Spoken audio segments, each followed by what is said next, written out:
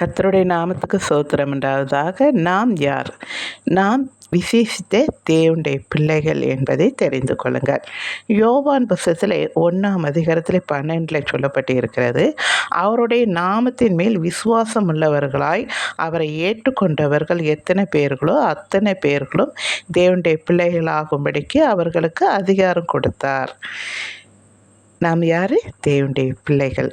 நாம் அவரை விசுவாசித்து அவர்தான் தேவன் என்பதை நாம் அவரை மட்டுமே சேவிக்கிறதுனால நாம் அவருடைய தேவனுடைய பிள்ளைகள் என்று சொல்லப்பட்டிருக்கிறது. ரோமர் 8:14-15 மேலும் எவர்கள் தேவனுடைய ஆவினாலே நடத்தப்படுகிறார்களோ அவர்கள் தேவனுடைய புத்திரராயிருக்கிறார்கள்.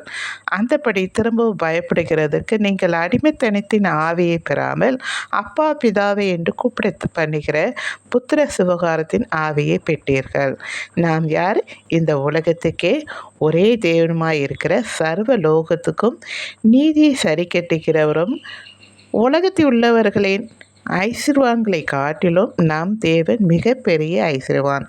நமக்கு என்ன தேவை என்பதை நன்கு தெரிந்து செய்கிற நல்ல தகப்பன். அவரால் செய்ய முடியாத காரியம் ஒன்றுமில்லை.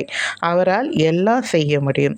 அப்படிப்பட்ட வல்லமையுள்ள பிதா உலகத்தையும் அதனுள்ள யாவையும் படைத்த அருமையான தேவன். அப்படிப்பட்ட தேவனுக்கு பிள்ளைகளாயிருக்கிறோம் என்பதை தெரிந்து கொள்ளுங்கள்.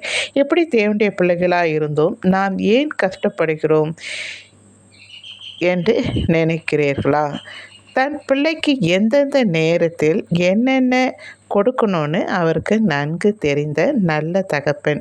மிஞ்சி கொடுத்தால் அவன் கெட்டுப்போய் விடுவான் என்பதற்காக சரியாக வழி நடத்துகிற தகப்பனாகவும் தேவனுமாகவும் இருக்கிறார் நம்ம பரம தகப்பன்.